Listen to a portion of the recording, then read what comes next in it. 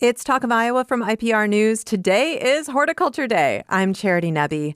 While some of us are making the most of the last few weeks of summer, other folks are ready to move on. Demand for iconic autumnal plants and colors starts earlier every year. Producing fall blooming plants like mums earlier can be tricky because they respond to day length, but growers, of course, can always find a way. Randall Vos, Iowa State University Extension horticulture specialist, is here to reveal their secrets. Hello, Randall.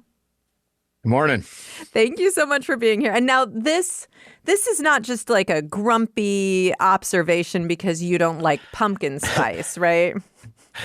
No, I don't like pumpkin spice actually, but no, I was actually, in the metro area yesterday in Des Moines Metro, and I saw a bunch of mums for sale. So it's one of those things, just like Valentine's Day candy shows up right after the first of the year, and all that is people want to spread the love of fall decorations. So. Okay, but I mean, we're talking about plants here, and there are plants that are traditionally fall decorations because they're also traditionally fall blooming. Tell me about some of the plants that do naturally bloom in the fall. So, if you look at greenhouse plants or ones sold at garden centers, mums are the kind of iconic one. There's some other ones too. Kalanchos, some people refer to them as kalanchoes. We call them kalanchos where I used to work. Are another one that you commonly see in the fall. A lot of the asters, that are native to Iowa too, that you see in the prairies and ditches and so forth. And even some of the sunflowers, perennial sunflowers that aren't sold in the commercial trade, but you see them blooming in the fall. It's just photo period or day length is a constant thing that plants can predict, weather is not. So it just makes sense for them to respond to day length because every year, on August 7, that this is going to be the photo period or day length. So it's a predictable thing for plants to depend on. Right, and it's also such a gift, the native plants that bloom late summer, early fall. It's always such an incredible joy. If you want mums, for example, to bloom, you do have to be careful about light sources, right? You've seen some mistakes made. Yeah, I've seen home landscapes and commercial landscapes where, they'll put a mum right under a light, and most people have lights on their house for a reason. They turn them on at night, and that actually messes up with the plant's natural cycle. It's really the length of day, or excuse me, night that matters.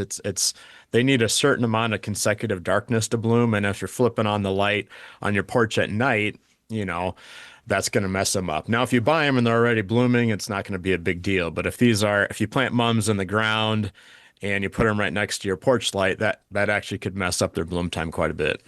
All right. And of course, growers have to account for that. And if they are producing them even earlier than they used to, they have to really have a controlled environment, right? Yeah, that's the thing is people actually it's a kind of weird thing. People want to buy plants before they naturally bloom in nature. And I think that's just kind of a, hey, we want a sneak peek kind of thing. And so, growers got to find ways to get these to be ready to market when people want them. And that's, we can breed varieties that bloom early, but, there's a biological limit to that basically. And that's, we can buy varieties that are ready mid-September naturally or something like that. But to get them ready now, basically, we got to trick the plants into thinking that the days are shorter than they actually are. All right. And how do you trick the plants? So basically, it's called black clothing. And basically, what growers do is they figure out, let's say I want to sell plants in the middle of August like we are now. They back up, say, 7 weeks. And 7 weeks ago, what they started to do is literally covering these plants completely, either with, if they're outdoors, they have these big tarps that they usually put on like a string or something like that, not necessarily a string or a rope or something like that to cover these plants, from say 7 p.m. to 6 a.m. And so they give them roughly 12 hours of consecutive darkness for a month to get them to think that it's fall. And that's tricky because you kind of think it can get really hot under there, and that's a risk is mums don't like to be hot at night. Okay, that's extra tricky. I mean, it's hot in the summer, and then of course you're sort of smothering them in a way as Yeah. well. And there aren't a whole lot of air-conditioned greenhouses, are there? No, no, it's not practical. No, no, there's no air conditioning. At best, a greenhouse can be the same temperature as outside. It's never going to be cooler. That's just not possible from a cost perspective. So that what they do is, some will have greenhouses that have exhaust fans running constantly, and in those situations, the entire exterior of the greenhouse is covered with black cloth, actually the inside of the exterior. But, they choose varieties that are less sensitive to heat. So kind of once you get that 80, 85 degree at night, that's when these mums may have something called heat delay, where they can kind of sense, hey, it's not actually fall, and they won't flower. But we have varieties that can handle, that a little bit better. Have mums traditionally been grown outside as opposed to being grown in greenhouses for production?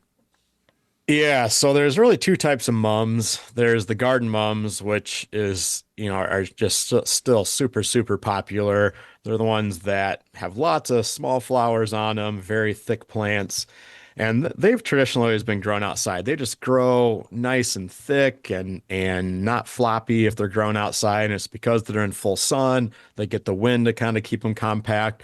The florist mums are the ones that, you might set in your countertop or your house, or, some people use them in arrangements. Those are not really bred to be outside. They're bred to have like one huge flower, and those are always grown inside. And so that's the challenge with these early mums is some growers have to grow them in a greenhouse for these garden mums, and they have to do things to kind of prevent these plants from stretching, because everyone thinks a greenhouse is this like perfect utopia environment, and it's not. The sun is half of what it is outside, and the lack of wind actually causes plants to grow abnormally where they stretch. And so, they're applying things to keep them compact and prevent them from stretching. All right. And I think we need a reminder again, because we do love mums. A lot of us buy Yeah. mums. We want mums to grow in our yard and over winter. And for the most part, that's not super practical, right? Yeah, there are some cultivars that are marketed as hardy, but for the most part, there's two issues with these mums you're buying in the fall, trying to get them to overwinter. One is they're short-lived perennial to begin with, and two is, you can't buy a mum in late September, let it flower on your patio, and then plink it in the ground when it's done flowering, expect it to overwinter. It's just they need to be well rooted in for them to actually overwinter, and so just most of these mums are just viewed as a temporary plant that you enjoy and then compost it later. All So right. And we really just have to accept that, right? I mean, no yeah, one wants to accept that, Randall, with any of I these accept seasonal it. plants. Okay. You can coach, you can coach all of us. So whether you want to buy your mums early, you want to buy your mums when traditionally we would buy mums, give us some advice on picking out a good mum that's going to last a long time and look beautiful. Yeah, I think the biggest thing when you're choosing a mum is, are you bringing it inside, or are you keeping it on your patio or porch or what have you? If the buds are too tight and you bring it inside, they're just not gonna open in a timely manner. So if you're bringing it inside, you need it to be pretty showy, showing quite a bit of color, just because there's not that warmth and sunlight to get those buds to open indoors. The other thing, if you're indoors, just kind of expect the color is going to be more muted. Um, just the fact that there's not that sunlight, the flowers end up being a little more dull in color when you bring them inside. And we even, when I was a commercial grower, different greenhouses would produce different shades of colors. We had one variety that was bronze in our glass greenhouse, and it was yellow in our plastic covered greenhouse. So even in a greenhouse, they produce different colors. So if you're gonna have them outside, you can buy them. You want the buds still to show color, but you can buy them a little tighter. My big pet peeve in mums, and again, I'm kind of judgmental when it comes to plants because I used to grow them for a living is I want them perfectly symmetrical and flowers, a nice kind of dome of flowers. I like them when they're not grown too tight. If they're lopsided or they don't have flowers or all to the base of the plant, they've been grown too tight and they've been crowding out from another plant. I guess a couple other quick things is if they're wilting, that's probably a bad sign. And that's tough because mums need a ton of water. And in the retail environment, it's tough to keep up with that. And if they've wilted pretty good, there's a chance that they may drop some blossoms. And I prefer the non-daisy type flowers. Some people call them decorative or and that kind of thing. The daisy type, they're beautiful. They just don't last very long. And the mum season's pretty short, so you want to kind of get the full investment. So the double flower decorative types are what I personally choose because they last longer in terms of flowers. Well, and of course, in autumn, people gravitate toward certain colors. We are mimicking Yeah. the leaves on the trees. You're also very particular about that. You don't want to see white mums. You don't want to see pink mums, No, right?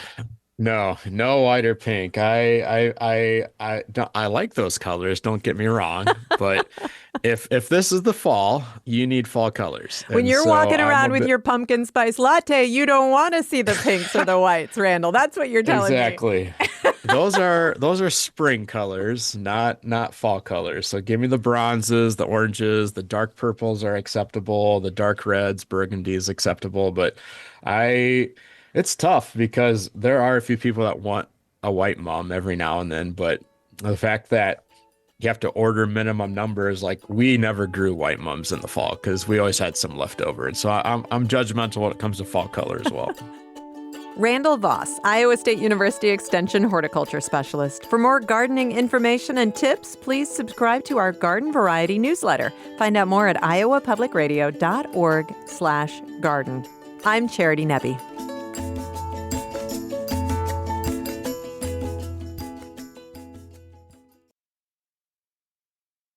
It's Talk of Iowa from IPR News. I'm Charity Nebbe. Today is Horticulture Day, and you are welcome to join the conversation with your questions about all of the plants or trees in your life. Give us a call at 866-780-9100.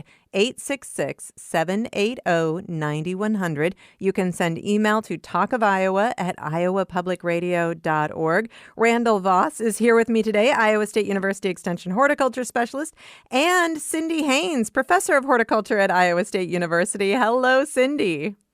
Good morning, Charity. Thank you so much for being here. And Randall, I want to talk about your other beat really quickly before we get to questions. You spend a lot of time looking at fruit crops. How are we looking for apple season? It was a weird spring. Yeah, it's hit or miss for growers. I'd say there's a light crop on average for apples. Most growers have a crop, but it's a little lighter than in the past. So if you're gonna hit the pick your own places, you probably don't want to wait crazy long. But we have some apples. Just it is a little bit of a down year though. All right, and I can tell you it was a bad cherry year. We've heard a lot about that all around. So I'm glad there are some apples, honestly. All right, let's dive into questions. 866-780-9100. You can send email to talkofiowa@iowapublicradio.org. And Marilee did have a comment on mums. She said, I had asters, the wild asters, blooming at the beginning of July, and my mums have been in the same spots in my garden for over 10 years. They began blooming before July was over. I think the plants have been jumping the gun lately, not just people's desires for them.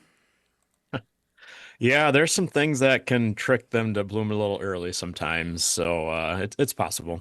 All right, Don and Val write, we have a 35-foot row of 100-plus resurrection lily bulbs that have been there for 5 years. Last summer, we had about 80 flower stalks. The foliage came up fine this spring. We've let wild strawberries grow over the lilies. Only about 10 lily flower stalks have come up this summer. Do you think the wild strawberries are preventing the flower stalks from coming up? If not, do you have other possible reasons for so few flower stalks? Cindy? Yeah, so maybe the strawberries are competing for some nutrients and water, and those lily flowers haven't been as abundant. It could also be maybe it's time to kind of look at those lily bulbs in this fall might be a good time to check and see if maybe they need to be divided. Sometimes they do get bigger bulbs, and sometimes they will get a little bit crowded. This doesn't happen as much with lycoris as it would with daffodil and some other bulbs, but that might be another thing that I would investigate. And then if you have the strawberries or other things kind of growing over in that space when it's not blooming so well or kind of in between time, make sure you water, make sure you do a little bit of fertilizer, so that everything, the strawberries and the lilies, get everything that they need to bloom better next year.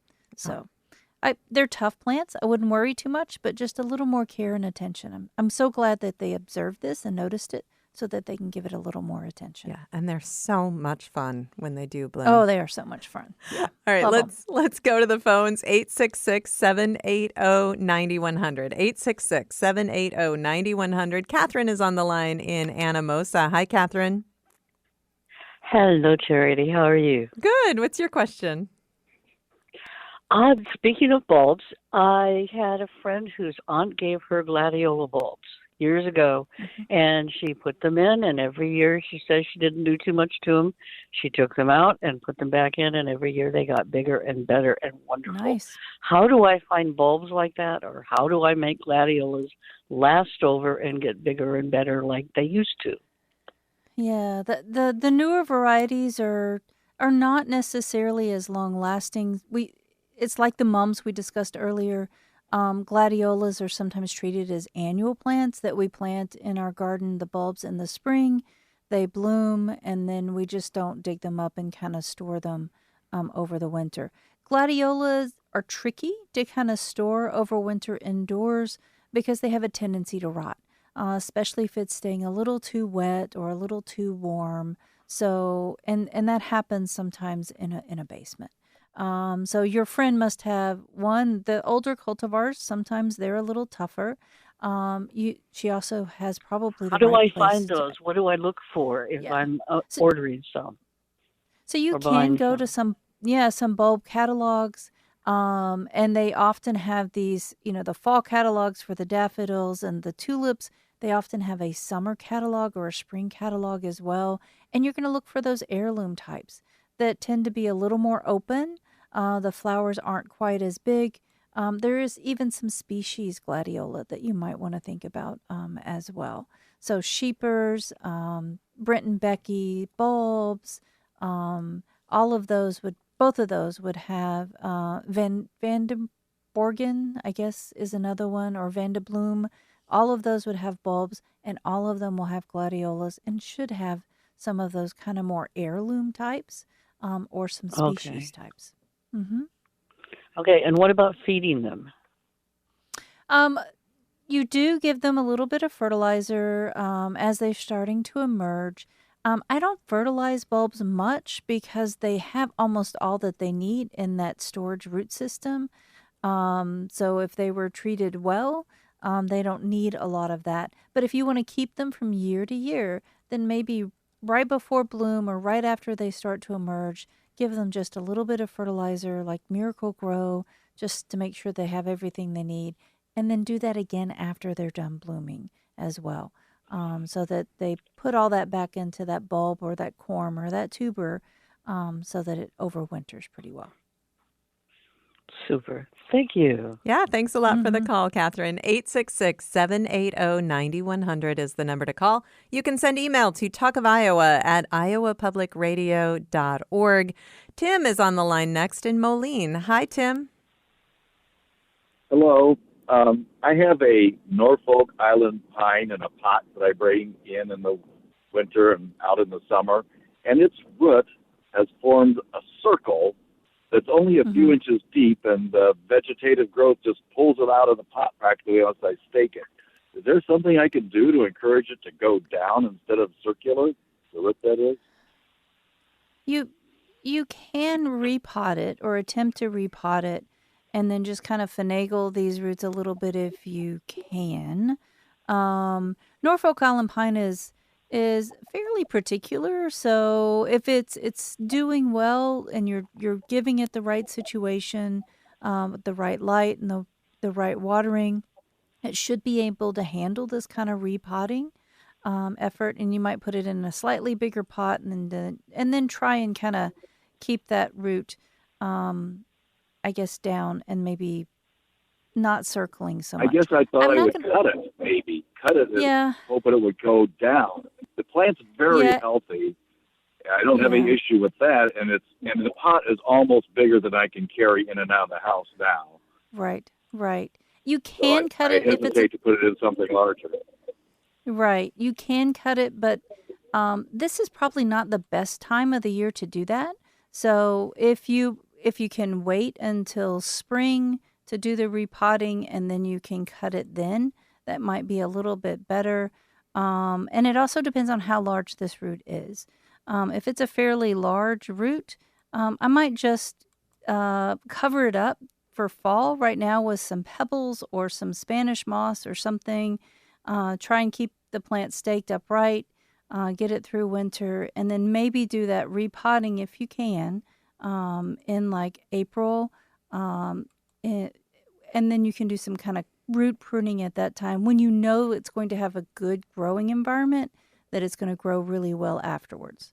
Doing that now, it might not grow as well. Cindy, if he were to repot but not go up a size, would Right. that still Yeah, be a valuable thing to do?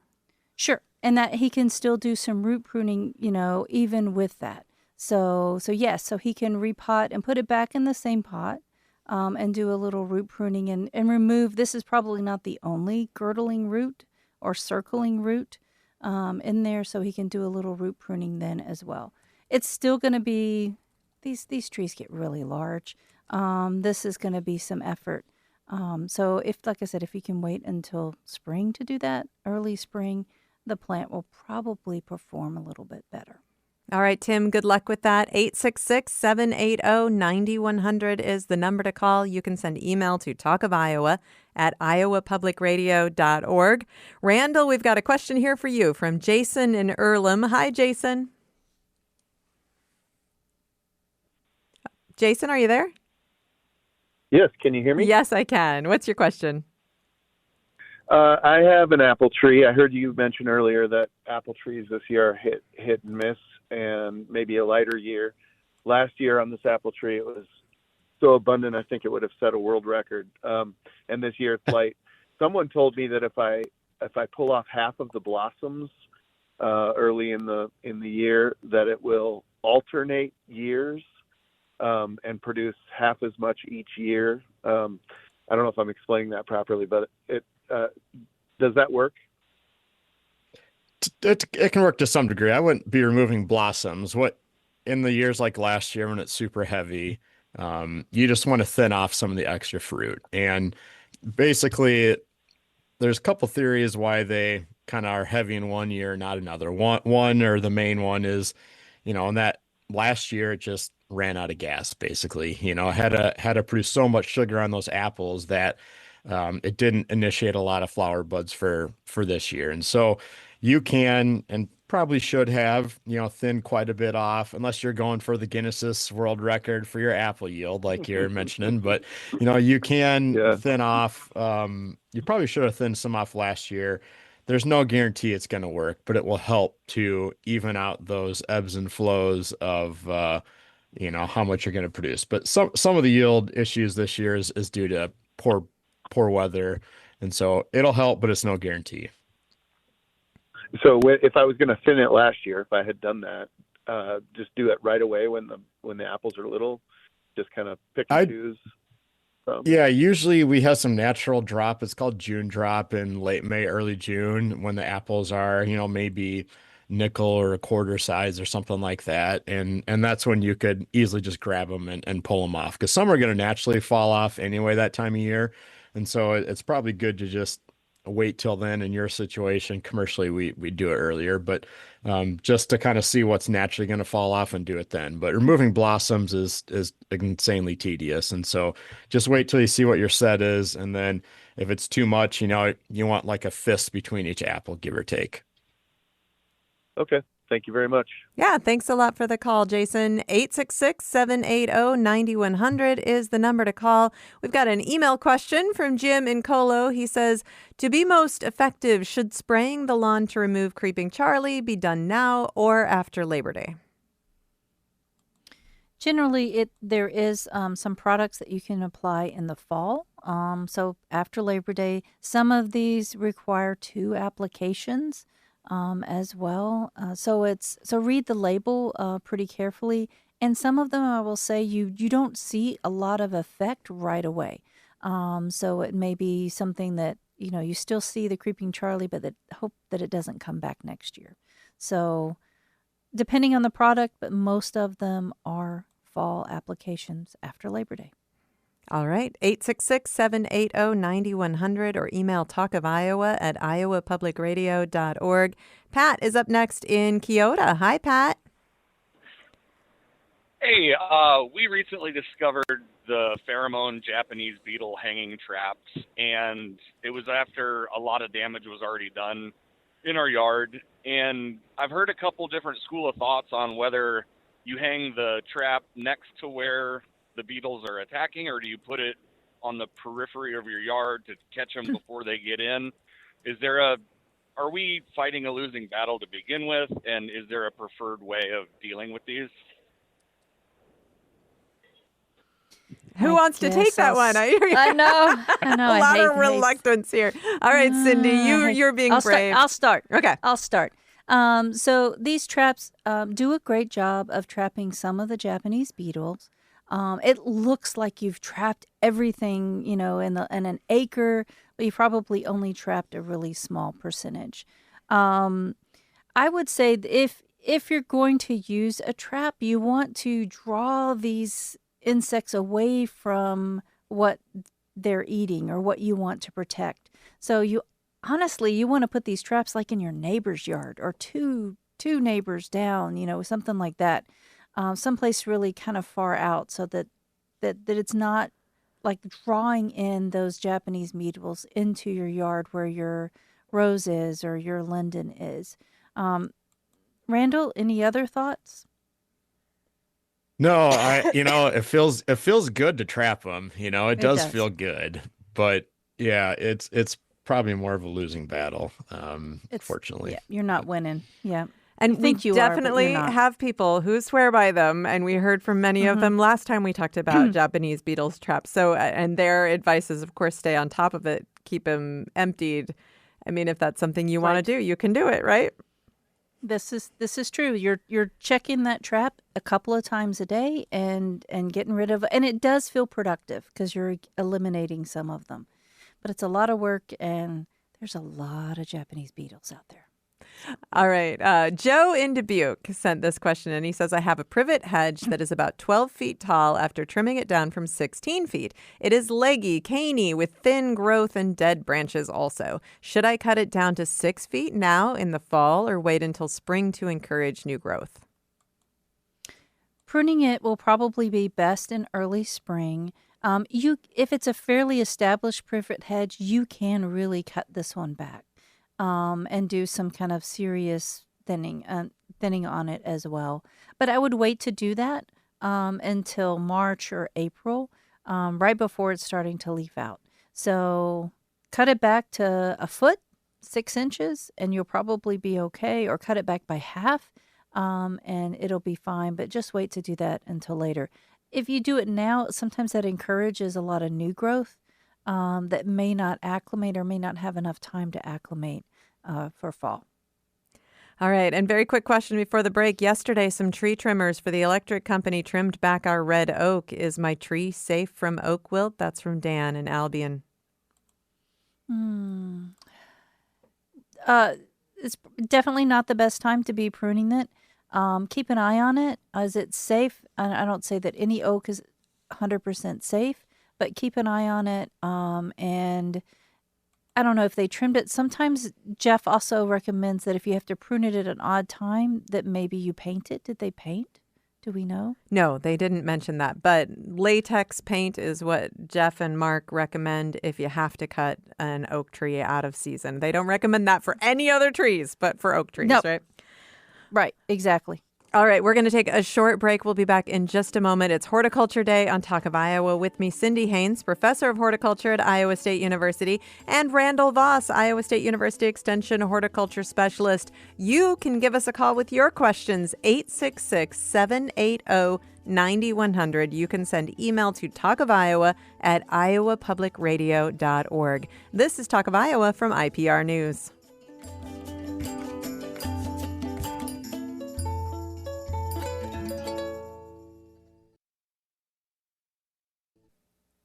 It's Talk of Iowa from IPR News. I'm Charity Nebbe. It is Horticulture Day today, and you are welcome to join the conversation with your questions about plants and trees. Give us a call at 866-780-9100. Send email to talkofiowa@iowapublicradio.org. With me today, Cindy Haynes, professor of horticulture at Iowa State University, and Randall Vos, Iowa State University Extension horticulture specialist.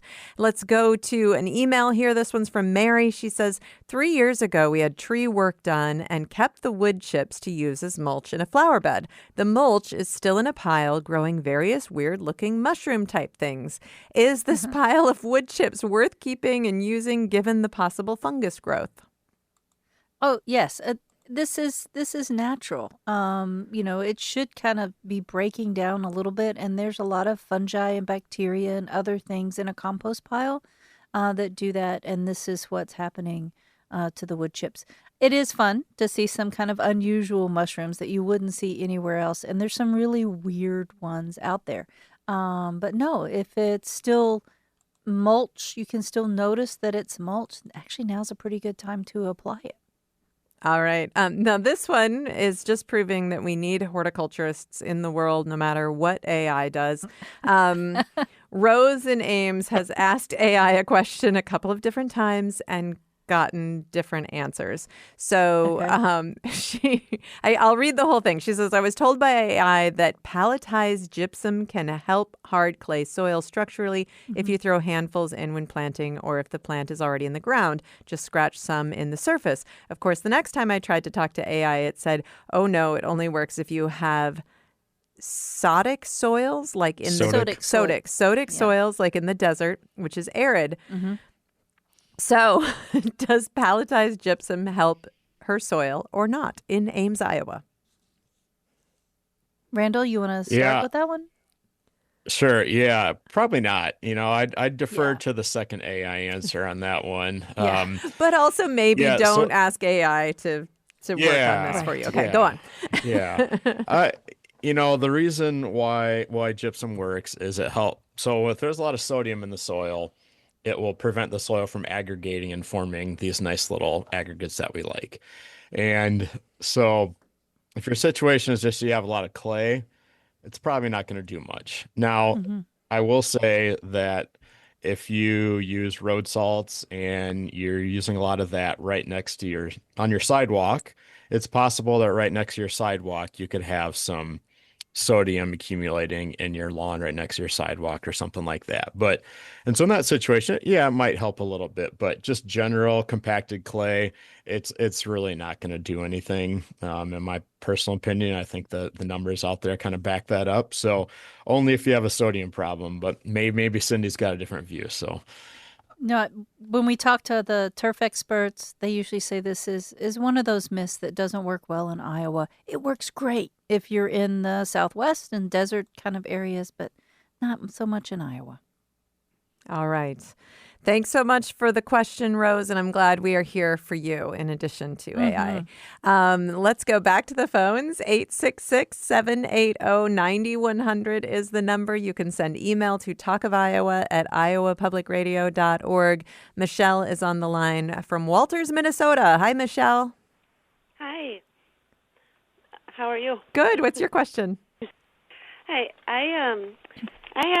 I've gotten some 10 flowering trees, excuse me, from the Arbor Day Society, and I believe it was 2003 or 2004 I planted them, and they've done extremely well.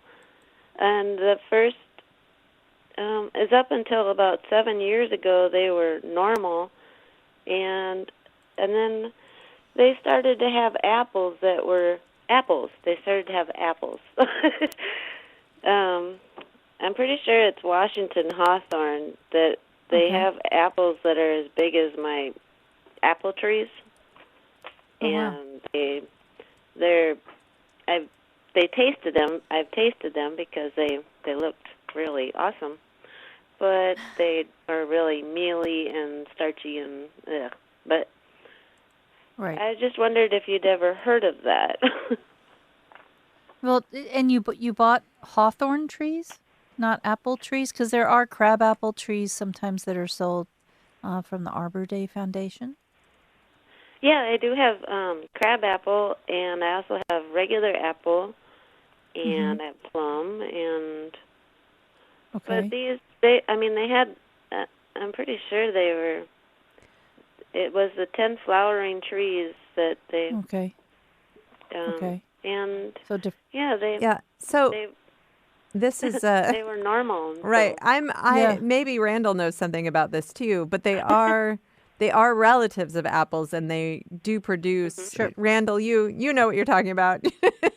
Yeah, I mean they're a relative of apple, but my guess is there's probably been a mislabeling situation, or you got a crab apple and maybe the rootstock's producing fruit, or the scion, the above part didn't make it, and so the rootstock's growing and they're not really bred to have delicious apples. So I doubt it's a hawthorn that has gargantuan fruit, be my assumption. Right, because they do produce like small fruit that looks like apples, but they're small. Yep.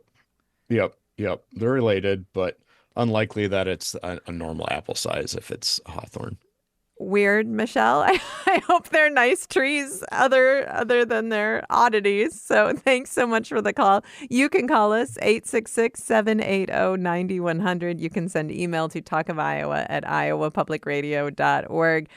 Kathy in Fairfield says, we have been invaded by Japanese beetles who've discovered our climbing rose bushes. We have purchased several traps and caught quite literally hundreds of thousands of them.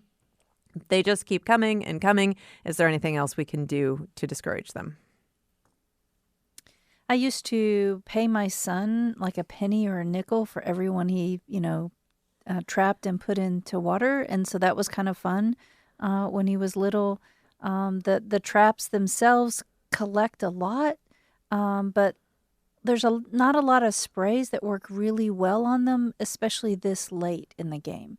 I think there are maybe some insecticides that you could potentially spray early on, but it's hard because they're not all coming from your yard, and you spray, you're still going to have more that kind of come in even afterwards, and the same thing with the traps.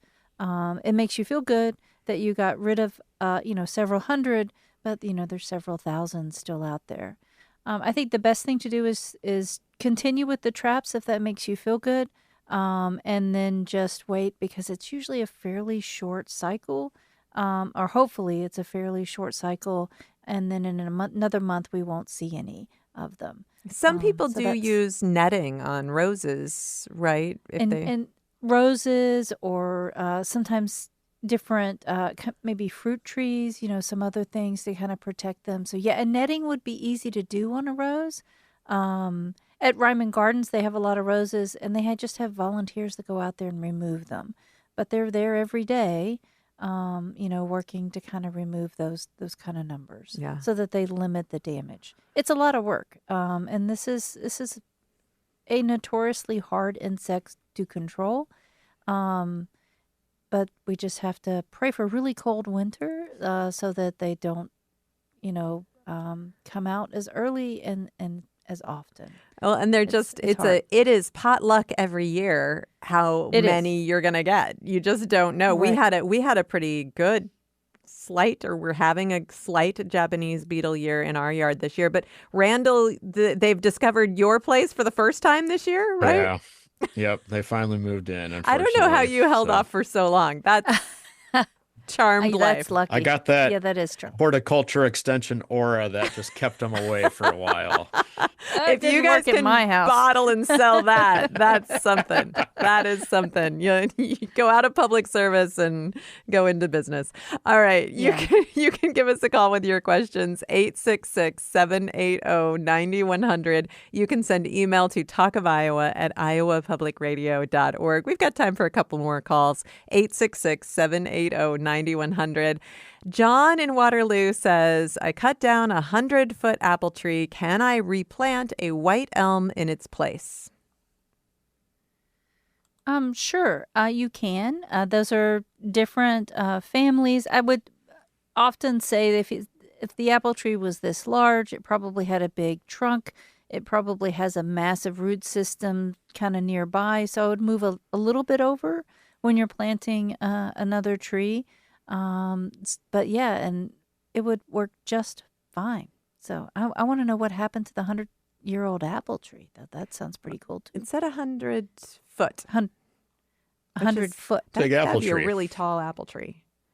Yeah. We have follow-up questions. John, give us a call, 866-780-9100. Let's But move. yes, plant the tree. It's fine. All right, let's move on to Scott in Iowa Falls. Hi, Scott. Hi, ma'am. Hey, I appreciate you taking my call today. I actually have planted a Chicago hardy fig tree. I actually started a garden for the first time in my life today. And I had a question about that, but I've had some success with Japanese beetles. I'd like to share what worked for me and maybe see if the experts feel like if I just got lucky or if maybe I'm onto something. Well, let's start with a question. Okay. My question about my Chicago hardy fig tree is I've never planted one before. Put one in the ground. It was pretty much just like a bare root or not much else. Mm-hmm. It's grown, I did that in late May. It's grown to about a foot tall with leaves that look nice, but has really done nothing else. And I don't know if that's natural or normal to be expected for a first-year Chicago hardy fig, if maybe I've just got something that, because of user error, is just not really growing as one would expect. And then secondarily, when winter comes, is there anything I should be thinking about to protect it? Full disclosure, I am not a fig expert, so keep that in mind. But anytime you uproot a plant, buy it bare root, that first year, it's got to replace its root system basically. You got a bunch of roots, but all the fine roots get cut off when you bare root a tree, and so it's probably just a transition year for it. So if you got a foot of growth, maybe that's not bad actually again, but they're not fully hardy, so keep that in mind. So you probably want to mulch over it over the winter just to give it a little extra cushion in terms of, sometimes our soil temperatures in a dry year or a hard winter that doesn't have a lot of snow get quite cold. And so, you especially want to give it some extra insulation over the top. I'd suggest. Cindy, you got anything else to add? Yeah, no, sometimes we recommend treating this like a non-hardy rose or a hybrid tea rose. So just fencing it off and then, dumping some compost or some straw or some leaves or something on top of it over the winter. Because you're right, you don't know what winter will bring. And you want to protect as much of that plant as you possibly can, because sometimes that's what it's flowering and fruiting on, is some of that old wood and some of that new growth as well, so that it has a chance to actually bloom and fruit for you next year. Yeah, figs are wonderful. I have a Chicago hardy fig. I have it in a container that I bring in and out every year, and mine stays too small to do much. I think I've harvested 3 figs off of it one year. So it's going to be, it's a beautiful plant. So if nothing else, those 3 figs were wonderful. Scott, thanks so much for the call. We're going to move on. There are a lot of questions waiting to be answered here. Shanley is on the line in Waterloo. Hi, Shanley. Hi, Charity. How are you today? Good. What's your question? Can you hear me, Charity? Yeah. What's your question? My question is, I have a mature magnolia tree that has scale, the insect little scale that bites in and drips sap everywhere and makes a huge mess. And my husband and I have been treating it for 3 years. Multiple times per year, we've done injections and sprays, and we seem to not be able to get rid of the scale. Are we just going to have to cut the tree down, or do you have any innovative ideas on how I can rid myself of this horrible pest. Yeah, magnolia scale's pretty awesome and horrible to kind of try and control. Scale is really hard to control with just chemicals because it's got this kind of this cover. It's got this little raincoat that it wears, so it just kind of washes off easily. What typically works is in the dormant season on those really infested branches, maybe do a little bit of pruning on those so you can remove some of the mature scale that way. Just prune those really heavily infested branches. And then there's a certain time of year that the scale have babies, and the babies kind of go find their new place, and that's the time you want to spray. And I don't know, Randall, can you remember, I think, is that now or is that in the spring? It's like either spring or fall. I think it might be on now. magnolia, it's getting close to now. Yeah, you'll be able to see the little crawlers if you look close. Yes. Yeah, so if you see those crawlers, that's when you hit them with a spray, and it's pretty intense, and you might do this, once or twice, 2 weeks apart, and then hope that works. And it is something you're going to have to be persistent with. Scale's tough, and those are generally the best things that I know of that you can do. Do you have any other ideas, Randall? Yeah, I'd also say, sometimes you see the shells of the scale and they're dead, so Right. sometimes it looks worse than it actually is. But look for those crawlers and then treat it then. All right, Shanley, thank you so much for the call. Lightning round here. Joan in Waterloo wants to know if ginkgo trees do well in northeastern Iowa. Ginkgos do well everywhere. All right. Yes. Yes. And the final Yes. question. Lonnie in Stanwood says, I have approximately 100 trees I started from seed planted in dense rows last fall. American persimmon, pawpaw, and oak. I'd like to transplant at some point. When and how do you recommend that? And also, when should I transplant 3-year-old 5-foot-tall bur oaks? Ooh. Transplanting is usually best done kind of in the late dormant season or early spring. That's when things are bare rooted and kind of moved. With something like oaks that have a really deep root system, I'd be very careful with that, especially 3 years old. This is kind of getting to the time it gets a little bit tricky. So maybe dormant season or early spring before they start to leaf out is a good time to move them. And then it's going to take a couple of years for them to kind of reestablish and baby them really well. Cindy Haynes, thank you so much. Thanks for having me. Randall Vos, thank you. Thank you.